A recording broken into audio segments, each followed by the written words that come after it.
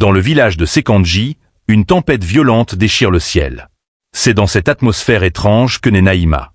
Contrairement aux autres nouveau-nés, elle n'émet aucun cri. Elle ouvre simplement ses yeux dorés, comme si elle comprenait déjà le monde. Les anciens interprètent cette naissance comme un signe mystique. Naïma grandit au rythme des saisons de Sekandji. Le village est niché entre une rivière sinueuse et une forêt dense où les arbres centenaires veillent comme des géants bienveillants.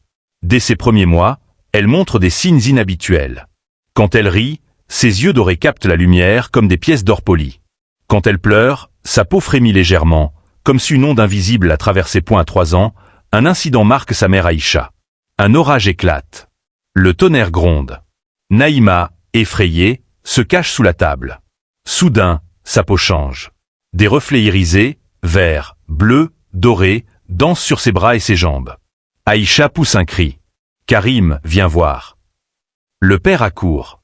La transformation dure quelques secondes, puis disparaît. Naïma sourit, comme si de rien n'était. Les parents s'inquiètent. C'est peut-être une maladie, dit Aïcha. Karim consulte la guérisseuse du village. Elle examine l'enfant. Elle est en parfaite santé. C'est autre chose. Elle conseille le silence. À 4 ans, Naïma se met en colère pour la première fois. Un garçon plus grand lui arrache son ballon de chiffon. Elle court après lui, les larmes aux yeux. Soudain, sa peau scintille à nouveau. Le garçon trébuche sans raison, tombe dans la poussière. Il se relève, terrifié. Elle m'a poussé avec ses yeux, crie-t-il. Naïma reste immobile, surprise. Elle n'a rien touché. Un après-midi, Aïcha cherche sa fille dans le jardin. Elle la trouve face à un cobra noir. Le serpent est dressé, prêt à mordre. Aïcha hurle. Mais Naïma lève la main. Chut, dit-elle doucement. Le cobra baisse la tête, s'aplatit, puis glisse dans l'herbe. Aïcha tremble. Comment as-tu fait ça? Naïma hausse les épaules. Il n'était pas méchant, maman. Il avait juste peur. Ce soir-là, la famille se réunit. Grand-mère Fatou parle d'un vieux conte. Une enfant née sous l'orage, liée aux esprits de la forêt. C'est un don, dit-elle. Mais dangereux si on le montre. Karim impose la règle. Personne ne doit savoir. Ni les voisins, ni les enfants. Naïma apprend à cacher ses émotions. Quand elle a peur, elle respire profondément. Quand elle est en colère, elle compte jusqu'à 10. Mais parfois, seule dans sa chambre, elle laisse sa peau briller. Elle touche le mur, et des motifs de serpents apparaissent dans la lumière. À 5 ans, un autre signe. Elle cueille une fleur fanée.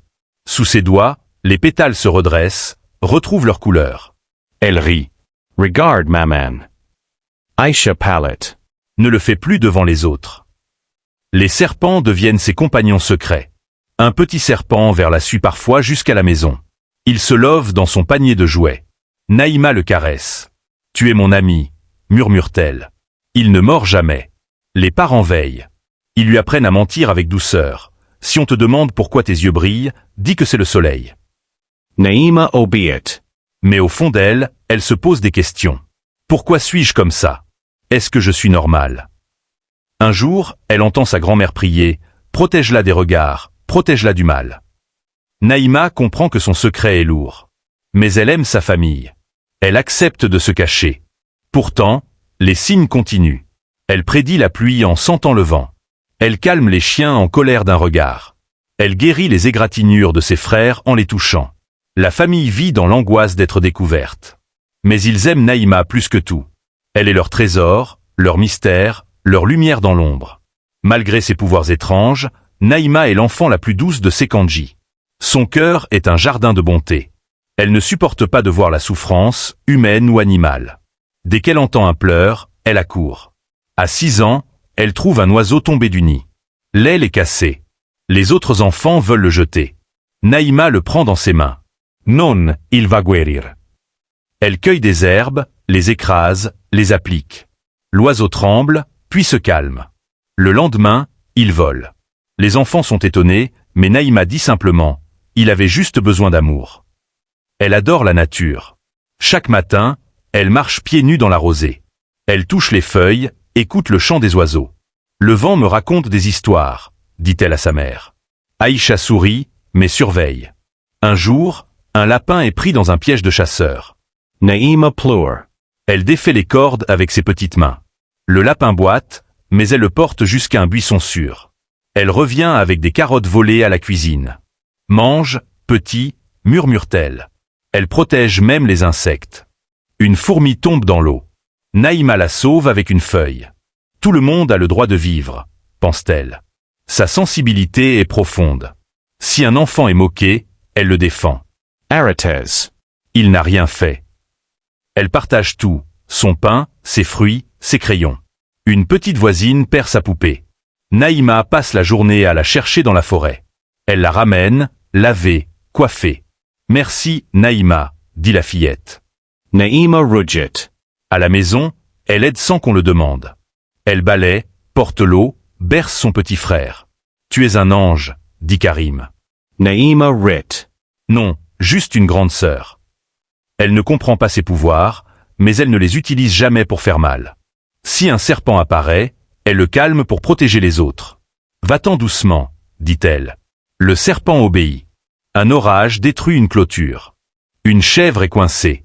Naïma pousse les débris, plus forte qu'elle ne devrait. La chèvre est sauvée. Le propriétaire la remercie. Naïma sourit, c'était rien. Elle passe des heures à écouter les anciens. Elle pose des questions sages. Pourquoi les gens ont peur de la nuit? L'ancien répond, parce qu'il ne voit pas la beauté cachée. Naïma hoche la tête, elle chante pour endormir les bébés du village. Sa voix est douce comme une brise. Les mères disent, cet enfant a de la magie dans la gorge. Elles ne savent pas à quel point. Malgré sa solitude intérieure, Naïma rayonne. Elle cueille des fleurs pour décorer les maisons. Elle dessine des serpents souriants sur les murs de terre. Elle prie souvent. Fais que je sois bonne, murmure-t-elle. Elle rêve d'un monde sans souffrance. Sa douceur est sa force.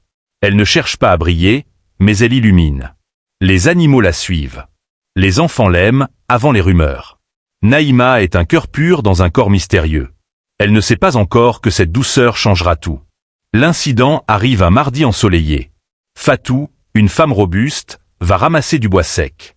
Elle s'enfonce dans la forêt. Un bruissement. Elle s'approche. Elle voit Naïma, 7 ans, assise sur une souche.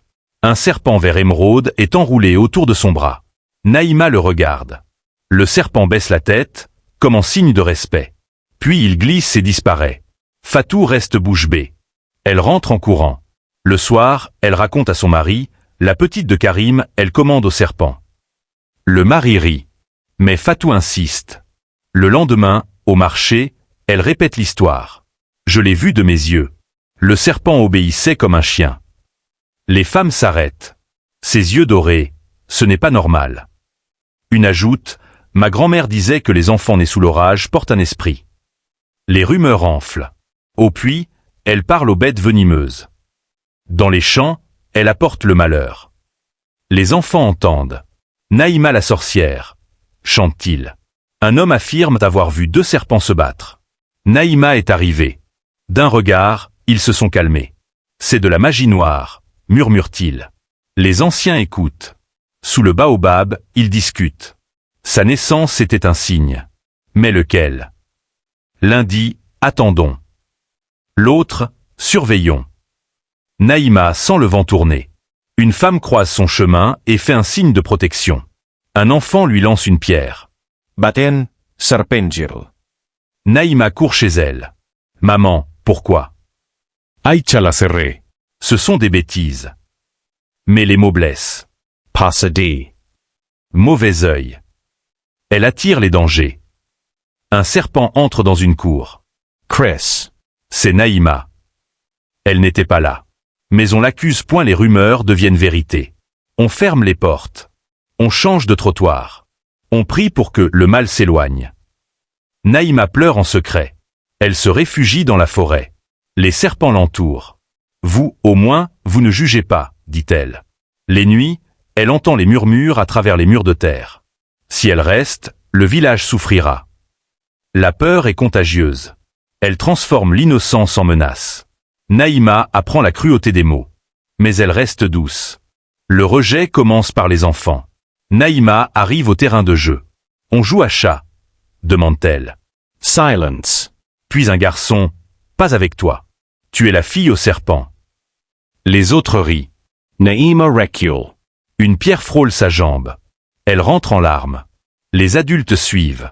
Au marché, une femme tire son enfant. Ne t'approche pas d'elle. Un boulanger refuse de lui vendre du pain.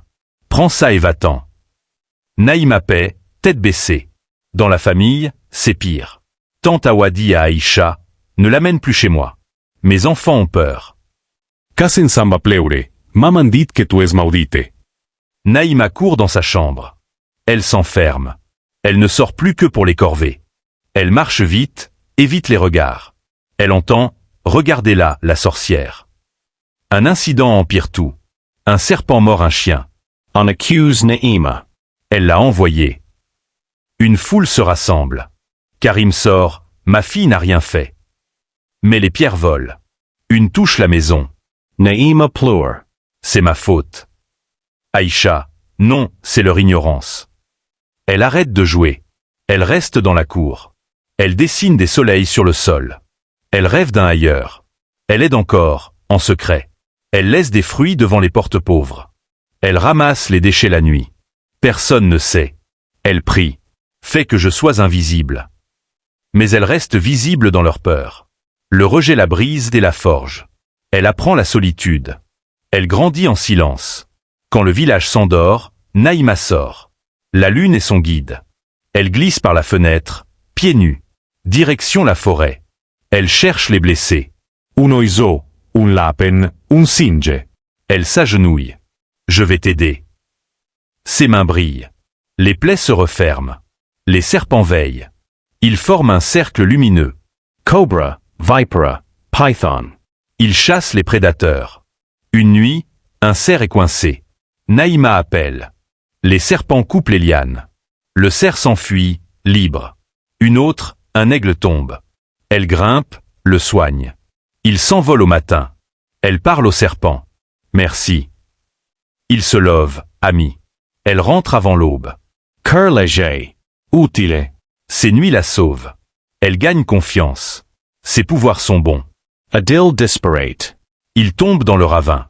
Le village cherche. Naïma sent l'appel.